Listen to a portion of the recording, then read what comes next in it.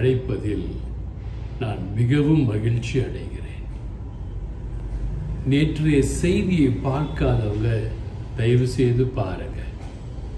இன்றைக்கு தேவன் உங்களுக்கும் எனக்கும் கொடுக்க போகிற செய்தி ஒரே ஒரு கடவுள், அவர்தான் இயேசு கிறிஸ்து. ஒரே ஒரு தெய்வம், அவர்தான் இயேசு கிறிஸ்து. இன்னைக்கு மனித இயலா பார்த்துக்கிட்டு இறையிலுக்குள் கடந்து செல்லுது. நமக்கெல்லாம் பார்த்தீங்கன்னா ஒரே ஒரு அப்பா தான் இருக்க முடியும். நம்மை பெற்ற அப்பா, நம்மை வளர்த்த அப்பா, நமக்காய் கஷ்டப்பட்டு இந்த நிலைமைக்கு ஆளாக்கிய அப்பா.